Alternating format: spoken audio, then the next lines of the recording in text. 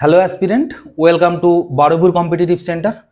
তো আমি তোমাদের যে ইতিহাস সিরিজটা শুরু করেছিলাম, আজকে তার তৃতীয় ক্লাস। আমি কি পড়াচ্ছিলাম? আমি হরপ্পা সভ্যতার প্রথম দুটো ক্লাস অলরেডি করিয়ে দিয়েছি। আজকের যেটা করাবো সেটা হচ্ছে পার্ট 3। আমি প্রথম দুটো ক্লাসে কি করিয়েছি, প্রত্যেকটা সাইড নিয়ে আমি ডিটেলে আলোচনা করেছি, তাই না? কোনটা কোন নদীর তীরে, সেই যে ধরো ধোলাবিরা, সেখানে কি স্পেশালিটি আছে, লোথালে কি স্পেশালিটি আছে, কোথায় কি পাওয়া গেছে, সেগুলো সব আমি ট্রিকের মাধ্যমে ইজি করে বোঝানোর চেষ্টা করেছি। যারা দেখোনি দেখতে পারো, আশা করি তারা বেনিফিট পাবে। তো আজকে কি করব, আমি একটু ট্রিক কাজে লাগিয়ে যেটা করব সেটা হচ্ছে কি, সেটা হচ্ছে নগর পরিকল্পনা, সমাজ সংস্কৃতি, ধর্মীয় যে ব্যবস্থা ছিল সেগুলো সব নিয়ে আলোচনা করব। প্রথম কি পড়বো? প্রথম হচ্ছে টাউন প্ল্যানিং বা নগর পরিকল্পনা। ঠিক আছে, হরপ্পা সভ্যতার নগর বললেই যেটা মাথায় আসে সেটা হচ্ছে আরবান সিভিলাইজেশন, তাই না? আরবান সিভিলাইজেশন মানে কি? মানে হচ্ছে নগর কেন্দ্রিক।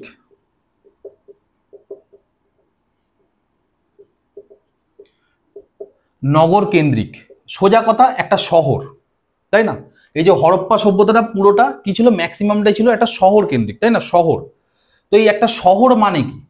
এবার একটা শহরের যা যা বৈশিষ্ট্য আছে হরপ্পা সভ্যতাও তাই থাকবে, তাই না? একটা শহর মানে সিটি থাকবে, সিটিতে ধনী ব্যক্তিরা একদিকে থাকবে, যাদেরকে আমরা সিটাডেল বলবো, যারা রুল করছে, তাই না? নেতা গোছের মানুষ। ঠিক, তার মাঝখান দিয়ে রাস্তা পড়ে নেবো, কি কি রাস্তা গেছে, তাই না? এবং তার পাশে ল্যাম্পপোস্ট লাগানো হয়েছিল, তার পাশে ড্রেন ছিল, এবং তার পাশে বাড়ি ছিল, ব্যাস নগর পরিকল্পনা শেষ হয়ে যাবে। তো চলো, প্রথমে হচ্ছে কি, প্রথম হচ্ছে সিটিজ। ঠিক আছে, শহর। এই হরপ্পা সভ্যতার শহর দুই ভাগে ভাগ ছিল। একটা হচ্ছে সিটাডেল, আর একটা হচ্ছে লোয়ার পার্ট। ঠিক আছে, সিটাডেলকে রেইস পার্ট বলতো, মানে উঁচু। আর একটা হচ্ছে লোয়ার পার্ট। এই সিটাডেল, এই সিটাডেলে কারা থাকতো? এই সিটাডেলের সমাজে যারা রুল করতো তারা থাকতো।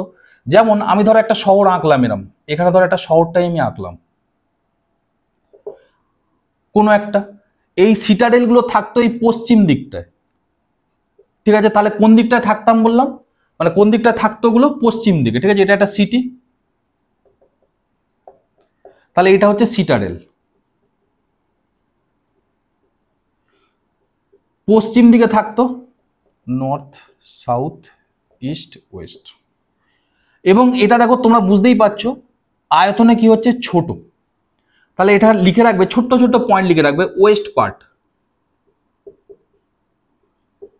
ওয়েস্ট পার্টে থাকতো কারা বাস করতো? রুলাররা। ঠিক আছে, রুলার যারা শাসন করতো তারা এই দিকটা থাকতো। আর এটা কি থাকতো? বড় প্রাচীর দিয়ে ঘেরা থাকতো। ঠিক আছে, ওয়াল থাকতো, এটা প্রাচীর, প্রাচীর দিয়ে কি হতো, এটা ঘেরা থাকতো, তাই না? সিটাডেলটা। আর সিটাডেলে কি হতো? সিটাডেলের সমস্ত ইম্পর্টেন্ট যে জিনিসগুলো, ঠিক আছে, যেমন হচ্ছে ইম্পর্টেন্ট ওয়ার্কশপ। ঠিক আছে, কি বলছি? Important workshop. আর তার সাথে গ্র্যানারি। তখনকার দিনে গ্র্যানারি কিন্তু খুব ইম্পর্টেন্ট ছিল। গোলা যেটা, ঠিক আছে, তোমাদের অনেকে ধানের গোলা থাকে যারা গ্রামে আছো, গোলা। গ্র্যানারি মানে এখনকার দিনে আরবিআই টাইপের এরকম কিছু একটা ধরে নাও আর কি, ওটাই তো সম্পদ, তাই না? তো গ্র্যানারি, ঠিক আছে, মানে গোলা। ঠিক আছে, আর কি বললাম? আর হচ্ছে বিভিন্ন যে কাজের স্থান, ঠিক আছে, ওয়ার্কশপ। মানে ইম্পর্টেন্ট ওয়ার্কশপ গুলো সব কোথায় থাকতো? সব থাকতো সিটাডেলে। বুঝতে পারলে? কেন? ওখানেই রুলাররা আছে না। তোমরা দিল্লির সঙ্গে তুলনা করতে পারো। পুরো দিল্লিতে তোমরা বারবার একটা নাম শোনো, লুটেন ডেলি, তাই না? যে লুটেন ডেলি, ওই পার্লামেন্টের যে ওই এরিয়াটা আছে, ওর আশেপাশের যে স্থানগুলো, ওগুলোকে নিয়ে বলা হয় লুটেন ডেলি। ওখানে সমাজের কিন্তু ভীষণ উচ্চবিত্ত মানুষেরা থাকে। তাহলে ওই তুলনা করো, দেখো ওটাও একটা ছোট্ট পার্ট দিল্লির মধ্যে, এটাও ছোট্ট পার্ট। সমাজের রুলাররা আছে, ওখানেও রুলাররা আছে। ঠিক আছে, ওখানে কি হচ্ছে, মেন মেন যে মানে কাজের স্থান, ভারতবর্ষের সব থেকে ইম্পর্টেন্ট কাজের স্থান দিল্লির ওই জায়গাটাই, সেখানে ওয়ার্কশপ, সেখানেও ওটা ওয়ার্কশপ, তাই না? এবার ধানের গোলা তো আর বলা যাবে না, এখনকার দিনে ইম্পর্টেন্ট জিনিস কি? আরবিআই। তো তখনকার দিনে ধানের গোলা। তো সবই মোটামুটি ওই রেইস পার্টে বা সিটাডেলে থাকতো। বোঝা গেল? আর কিছু বাদ গেল? আর একটা জিনিস বলে রাখা উচিত, সিটাডেল সমস্ত জায়গায় পাওয়া গেছিল, কিন্তু একটা জায়গায় পাওয়া যায়নি। সেটা কি? সেটা হচ্ছে চানুদারো। ঠিক আছে, একটা ব্যতিক্রম ছিল, এক্সেপশনাল ছিল কি, চানুদারো। চানুদারোতে কিন্তু কোনো রকম কোনো সিটাডেল পাওয়া যায়নি। নদীর এপারে ছিল মহেঞ্জোদারো, ওপারে ছিল চানুদারো, তাই না? তো চানুদারোতে কি ছিল, কোনো রকম কোনো সিটাডেল পাওয়া যায়নি। এখান থেকে আমি আগের ক্লাসেও বলেছিলাম, এখান থেকে দুটো ধারণা পাওয়া যায়। এক, চানুদারোতে মেবি কোনো ভেদাভেদ ছিল না, কিংবা চানুদারোতে পুরোই লেবার ক্লাস মানুষরা থাকতো, তাই না? তো যাই হোক, এই হচ্ছে ব্যাপার। এবার কি হচ্ছে লোয়ার পার্ট, লোয়ার পার্টে কারা থাকে, সাধারণ মানুষরা থাকতো, কমন পিপল,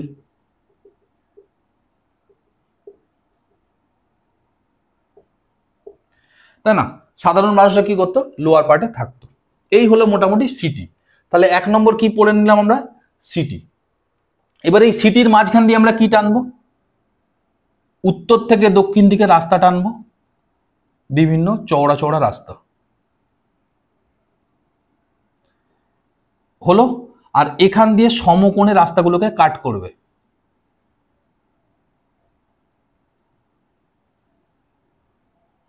বোঝা গেল? এই যে রাস্তার যে প্যাটার্নটা, এটাকে কি প্যাটার্ন বলে, গ্রিড প্যাটার্ন।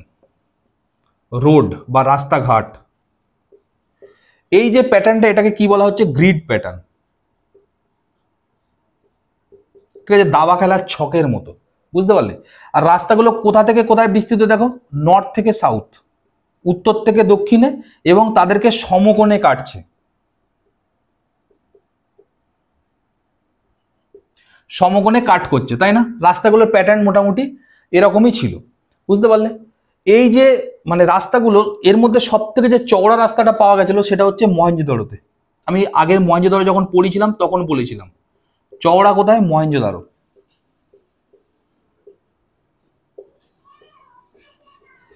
ঠিক আছে, সব থেকে চওড়া রাস্তা গ্রিড প্যাটার্নে যেটা পাওয়া গেছিল সেটা হচ্ছে মহেঞ্জোদারোতে।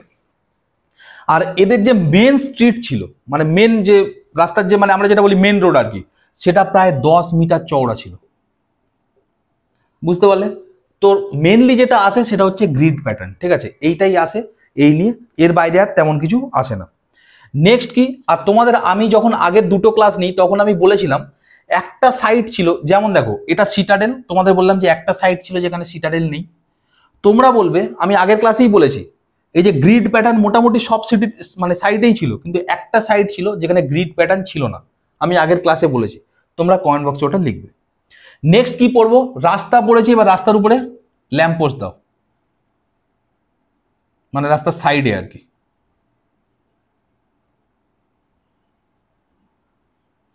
ঠিক আছে, দুধার দিয়ে এদের কি ছিল, রাস্তার সাইডে তাহলে ল্যাম্পপোস্ট।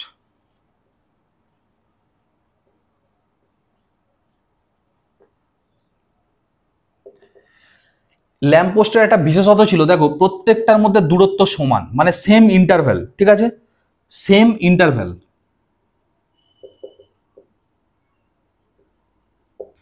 সেম ইন্টারভ্যাল, রাস্তার প্রত্যেকটা ল্যাম্পপোস্টের মধ্যে দূরত্ব সমান, বুঝতে পারলে? মানে ধরো এখানে একটা ল্যাম্পপোস্ট কোথাও হলো 10 মিটার পরে একটা, তারপরে আবার 10 মিটার পরে, 10 মিটার পরে, মানে যেটা মোটামুটি একটা বেসিক হিসাব করেই ওনারা করতো। ঠিক আছে, তখনকার দিনে ভেবে দেখো, হরপ্পা সভ্যতার টাইম পিরিয়ড কত, 2300 বিসি থেকে 1750 বিসি পর্যন্ত, মানে প্রায় 2000 বছর আগে।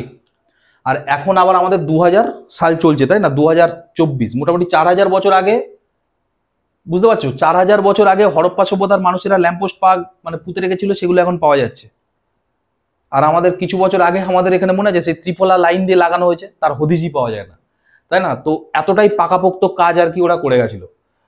নেক্সট চলো, এই যে ল্যাম্পপোস্ট হলো, ল্যাম্পপোস্টের পাশে কি করব, ড্রেনেজ সিস্টেম।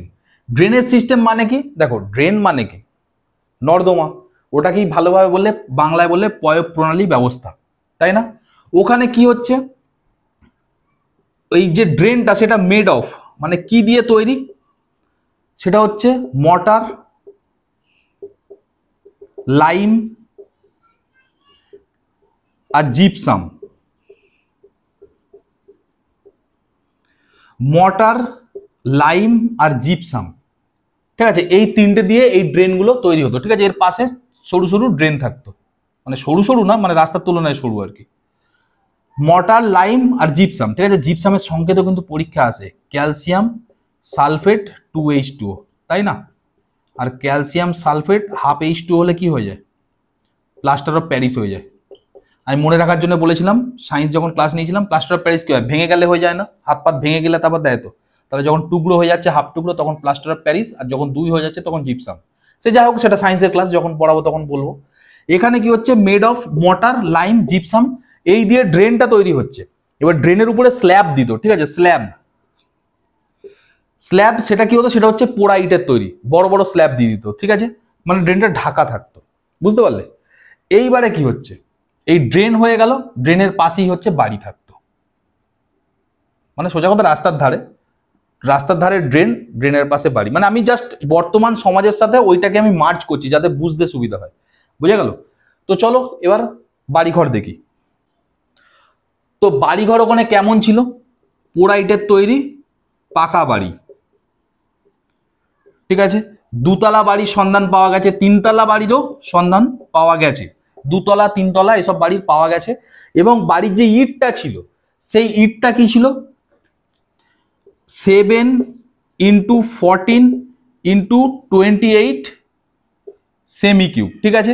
এইটা ছিল বাড়ির দৈর্ঘ্য প্রস্থ উচ্চতা, ঠিক আছে, বাড়ির যে ইট তার হচ্ছে দৈর্ঘ্য প্রস্থ এবং উচ্চতা ছিল এইটা, বোঝা গেল। এইবার বাড়ির আশেপাশে যে পাঁচিলগুলো ওরা দিত, সেই পাঁচিলের ক্ষেত্রে দেখা গেছে 10, 20 ও 40 সেমি কিউবের ইট ব্যবহার করতো। মানে দেখো, ইটটা কিন্তু বাড়ির জন্য এক, পাঁচিলের জন্য আরেক, ঠিক আছে। আমাদের মতো নয় যে বাড়ির জন্য এক ইট আর পাঁচিলের জন্য এক ইট। বাড়ির জন্য ইটের সাইজ পাঁচিলের মানে একটু ছোট, পাঁচিলের জন্য দেখো একটু বড়, বুঝতে পারলে।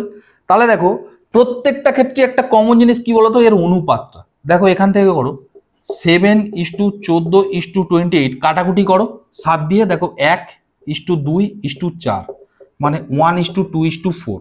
আবার পাঁচিলের যে ইটটা ব্যবহার করতো সেটা দেখো, এটা কাটো, মানে আমি পুরোটাই অনুপাত করে দিচ্ছি, হ্যাঁ, 10:20:40, কাটাকুটি করো, 0 কাটো, দেখো এটাও হচ্ছে 1:2:4।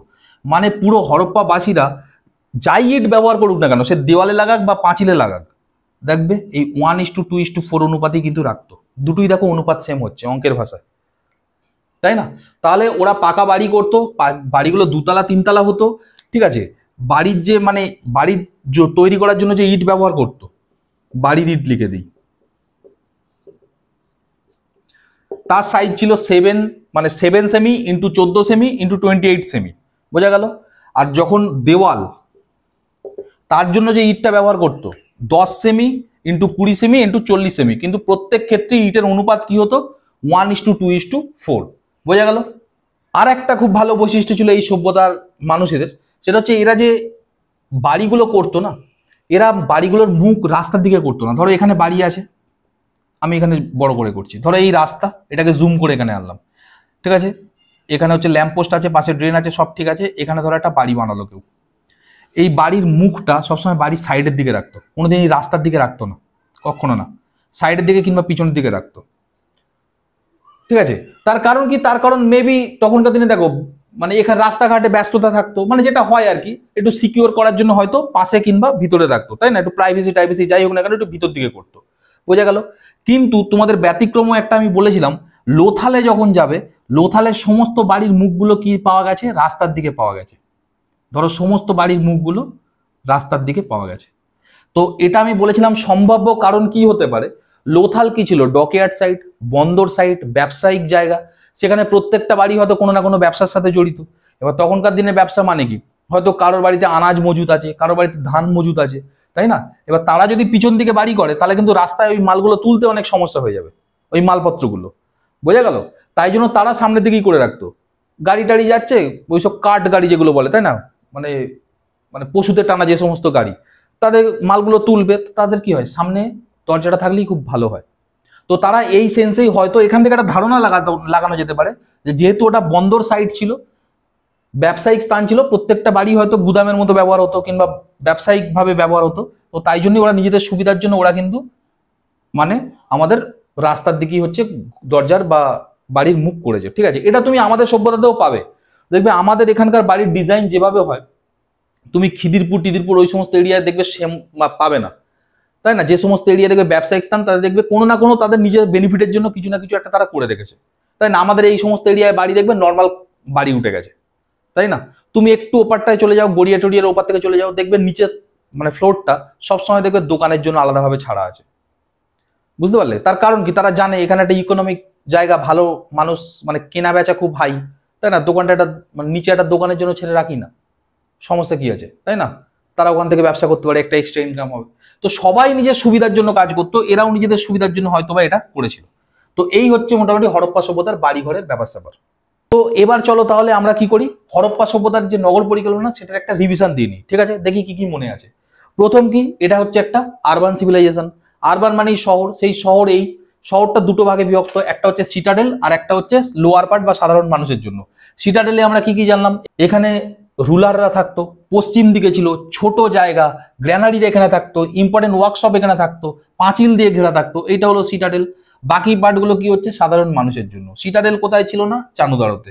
তারপরে কি হচ্ছে, বড় শহর, মাঝখান দিয়ে রাস্তা, রাস্তা কেমন, গ্রিড প্যাটার্ন, তাই না? নর্থ থেকে সাউথ পর্যন্ত বিস্তৃত থাকতো, তারপরে তারা সমকোণে কাটতো। এই হলো রাস্তা। রাস্তার পাশে কি আছে, রাস্তার পাশে আছে হচ্ছে আমাদের ল্যাম্পপোস্ট, যেটা সেম ইন্টারভ্যালে থাকতো। তার পাশে কি আছে, drain, drainage system. Drainage system কি কি দিয়ে তৈরি হতো, মর্টার, লাইম, জিপসাম দিয়ে, ঠিক আছে? আর বড় ইটের মানে স্ল্যাব দিয়ে ঢাকা থাকতো ড্রেনগুলো।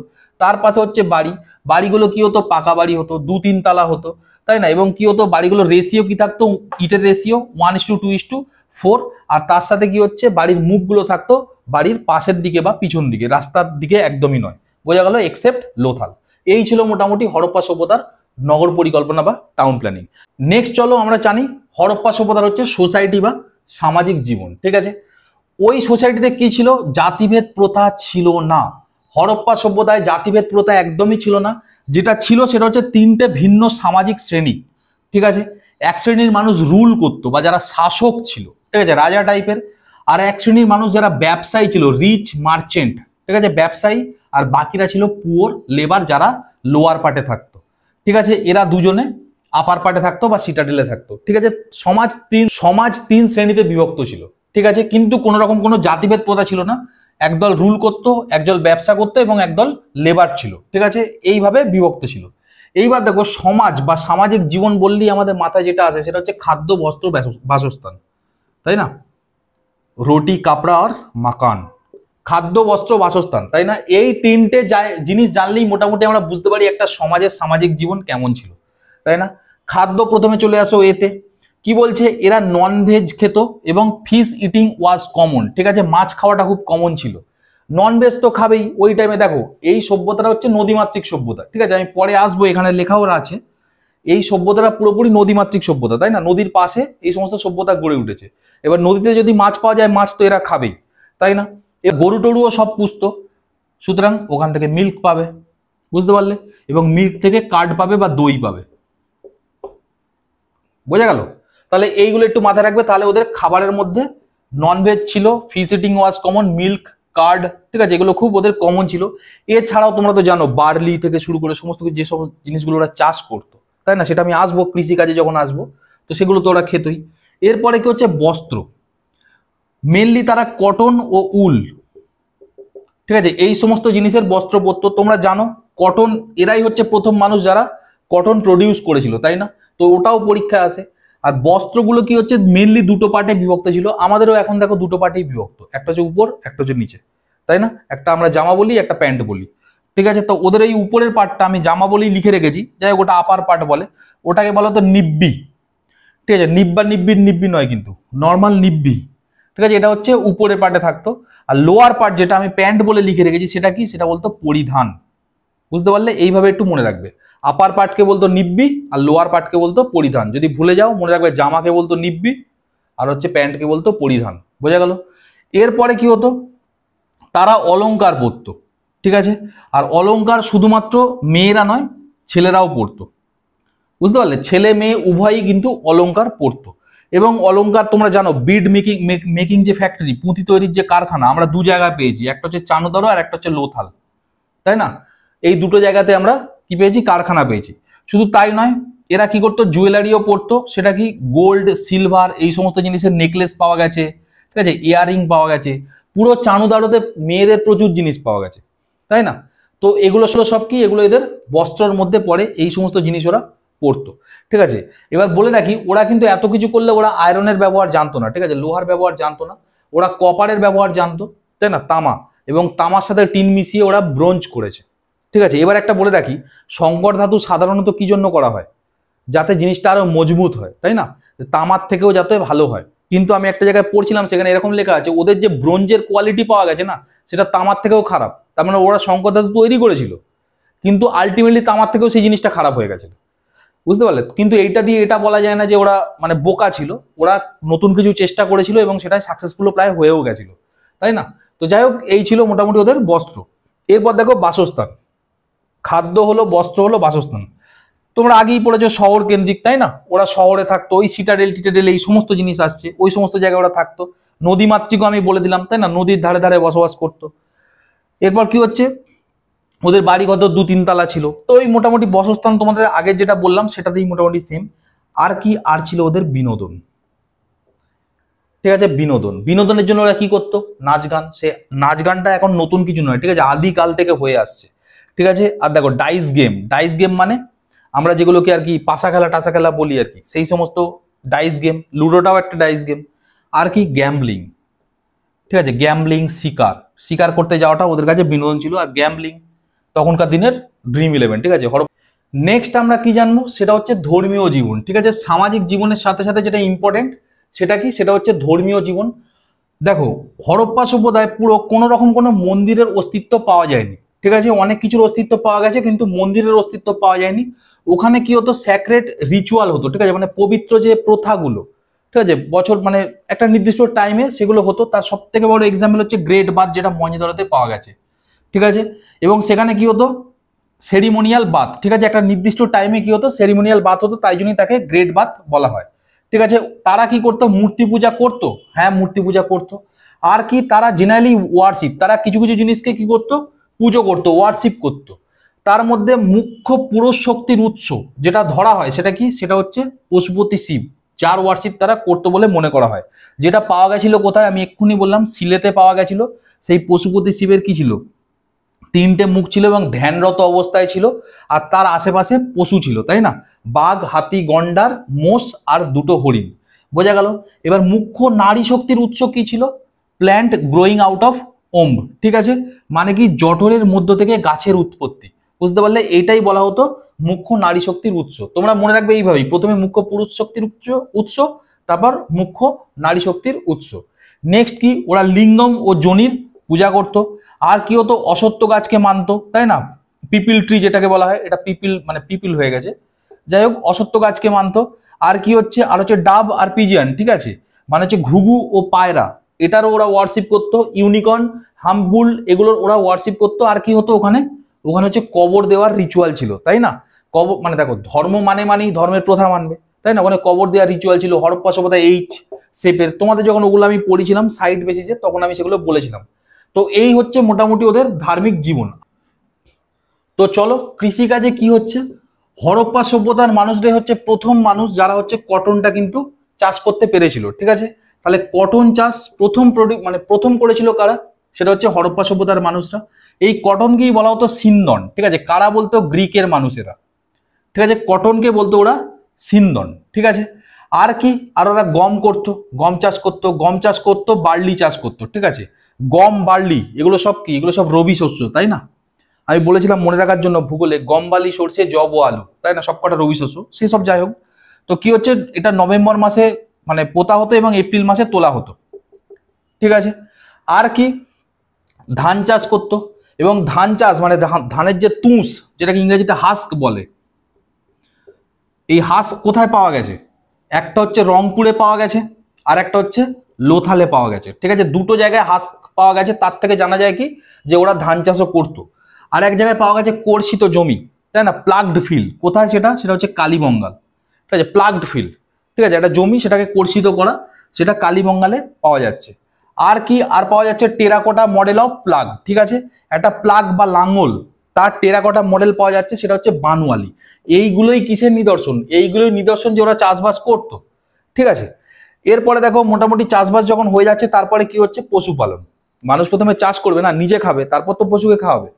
তো যাই হোক, পশুপালন তারা কি করছে, ডোমেস্টিকেটেড অ্যানিমাল। ঠিক আছে, তারা কি করছিল, তারা পশুদেরকে আর কি পোষ মানিয়েছিল। তার মধ্যে কারা কারা ছিল, অক্সেন, বাফেলো, গোট, ঠিক আছে, মোটামুটি গৃহপালিত, সমস্ত গৃহপালিত হোক বা না হোক, ওরা মোটামুটি অনেককেই কিন্তু পোষ মানিয়েছিল। আর চানুদারো বলে যে জায়গাটা, ঠিক আছে, ঠিক মহেঞ্জোদারো কি হয়, মহেঞ্জোদারো নদীর এপারে, চানুদারো ওপারে, ওখানে একটা মানে মানে এ পাওয়া গেছে, নিদর্শন পাওয়া গেছে যে একটা বিড়াল একটা কুকুরকে তাড়া করছিল। সরি, আমি উল্টো বললাম, নিদর্শন পাওয়া গেছিল যে একটা কুকুর একটা বিড়ালকে চেস করছে, ঠিক আছে, তাড়া করছে। তো সেটা চানুদারোতে পাওয়া গেছিল। তার মানে কি এগুলো সব মানুষের কাছাকাছিই ছিল, বুঝতে পারলে।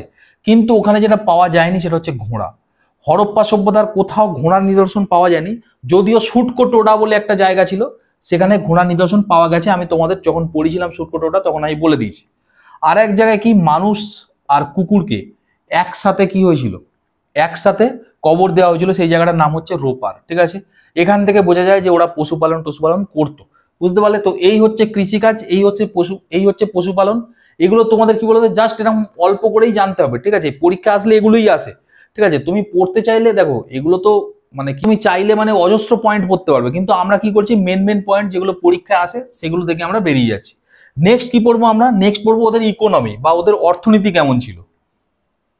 এই হরপ্পা যে সভ্যতা না, এর কন্টেম্পোরারি বা সমসাময়িক সভ্যতা কারা কারা ছিল, একটা হচ্ছে মেসোপটেমিয়া, পার্সিয়ান, ঠিক আছে। এরা হচ্ছে কি, এরা হচ্ছে এর এই হরপ্পা সভ্যতার কি হচ্ছে সমসাময়িক সভ্যতা।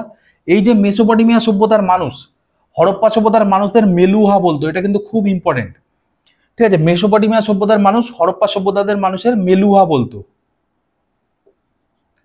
ঠিক আছে। এবার আমরা কি করে জানতে পেরেছি যে মেসোপটেমিয়া সভ্যতার মানুষের সাথে হরপ্পা সভ্যতার মানুষের যোগাযোগ ছিল, তার কারণ মেসোপটেমিয়ার বেশ কিছু শহর আছে, যেমন সুসা, ইউয়ার, ঠিক আছে, এটাকে উর মনে হয় উচ্চারণ করে, উচ্চারণটা সঠিক কি আমি নিজেও জানি না, ইউয়ার তারপর ডট। এই সমস্ত শহরে কি পাওয়া গেছে, হরপ্পা সভ্যতার সিল পাওয়া গেছে। হরপ্পা সভ্যতায় যে সিল পাওয়া যেত, ঠিক আছে, বর্গাকার সিল পাওয়া যেত, আয়তকার সিল পাওয়া যেত, যেগুলো স্টেটাইল দিয়ে তৈরি, সেই সিল মেসোপটেমিয়ায় পাওয়া গেছে। তার মানে নিশ্চয়ই ওখান থেকে কেউ হরপ্পা সভ্যতায় এসেছিল, এসে সেখানে ব্যবসা করেছে, কিংবা হরপ্পা সভ্যতার কেউ ওখানে গিয়ে ব্যবসা করেছে, তা নাহলে ওখানে পাওয়া যাবে কেন, তাই না। নেক্সট কি হচ্ছে দেখো, এই সুমেরীয় যে সভ্যতা, ওখানে নিপ্পুর বলে যে শহরটা আছে, সেখানেও সেম হরপ্পা সভ্যতার সিল পাওয়া গেছে, যার একদিকে স্ক্রিপ্ট ছিল আর অন্যদিকে ইউনিকর্নের, ঠিক আছে, একটা মানে ইয়ে ছিল, ছাপ মারা ছিল আর কি, ঠিক আছে। তোমরা সবাই জানো যে আমরা ইউনিকর্ন পেয়েছি ওই সিলেতে, তারপর পশুপতি যে শিব আর কি, তারও একটা খোদাই করা মানে আমরা নকশা পেয়েছি, তাই না। পশুপতি শিব ছিল আর তার পাশে অনেক জীবজন্তু ছিল, তাই না। কি কি বলেছিলাম, শিব মানে আমাদের পশুপতি শিবের পাশে কি কি ছিল, বাঘ, হাতি, গন্ডার, মোষ আর দুটো হরিণ, তাই না। এরকম একটা সিল পাওয়া গেছিল, সিলেতে এরকম পশুপতি শিবের আর কি একটা মূর্তি ছিল, ঠিক আছে, মানে খোদাই করা ছিল। তার পাশে কি কি ছিল, বাঘ, হাতি, গন্ডার, মোষ আর দুটো হরিণ, বোঝা গেল। আর কি ওই সিলেতে বিভিন্ন লেখা থাকতো, ঠিক আছে, ওগুলো কি বলা হতো, হরপ্পা সভ্যতার মানুষরা পিক্টোগ্রাফি বলা হতো, ঠিক আছে। ওই লেখাগুলো হচ্ছে পিক্টোগ্রাফি, ঠিক আছে, চিত্রলিপি, বুঝতে পারলে। আর ওদের একটা লেখার ধরন ছিল যেটা আবিষ্কার হয়নি, কি লিখতে চাইছে সেটা হচ্ছে বৌস্টোফেডন বলে, ঠিক আছে। বৌস্টোফেডন মানে কি, মানে লেখাটা শুরু হবে এদিক দিয়ে উর্দুর মতো, ঠিক আছে, এরকম শুরু হবে, এদিক দিয়ে শুরু হয়ে এখানে শেষ হলো, ধরো এই একটা পাতা, এখান দিয়ে শুরু হয়ে ধরো এখানে শেষ হলো, আবার এখান থেকে নর্মাল শুরু হচ্ছে, শুরু আবার এদিকে যাবে, ফের এখান থেকে আবার পরের লাইন এরকম, বুঝতে পারলে। মানে এইভাবে লেখাটা আসা যাওয়া করতো, প্রথমে ডান দিক থেকে বাঁ দিক, তারপর আবার বাঁ দিক থেকে ডান দিক, ঠিক আছে। এটাকে বৌস্টোফেডন বলে, বোঝা গেল। কোন কি তোমরা এতক্ষণ কি পড়লে, যে হচ্ছে তোমাদের হরপ্পা সিল কোথায় পাওয়া যাচ্ছে, মেসোপটেমিয়া, ঠিক আছে, সুমেরীয় সভ্যতায়। এবার কি, এবার হচ্ছে আমাদের যে হরপ্পা সভ্যতা, সেখানে মেসোপটেমিয়া সিল পাওয়া যাচ্ছে। সেই সিলটা কেমন ছিল, তিনটে সিলিন্ডার সিল পাওয়া গেছে, ঠিক আছে, সিলিন্ডার, বুঝতে পারলে, চোং, সেই চোং আকৃতি তিনটে সিল পাওয়া গেছে। তার মানে ওরাও এখানে ব্যবসা করতে আসতো, এখান থেকেই বোঝা যায় যে ওরা আমাদের কন্টেম্পোরারি ছিল, ঠিক আছে, সমসাময়িক ছিল, বোঝা গেল। আর এই সময় যে ব্যবসা ট্যাবসা হতো, যাই হতো ম্যাক্সিমামটাই কি হতো, বাটার সিস্টেমে হতো, ঠিক আছে, ম্যাক্সিমামটা নয় পুরোটাই বাটার সিস্টেম বা বিনিময় প্রথা, বুঝতে পারলে। তুমি আমাকে ধান দাও, আমি তোমাকে চাল দেবো, ঠিক আছে, বিনিময় প্রথা হতো। ওখানে কি হতো, ওখানে কোনো মেটালিক মানি ছিল না, সার্কুলেশনে ছিল না, আমাদের যেমন মেটালিক মানি, তাই না, যে কয়েন টয়েন এইসব কিছুই ওদের সার্কুলেশনে ছিল না, বোঝা গেল।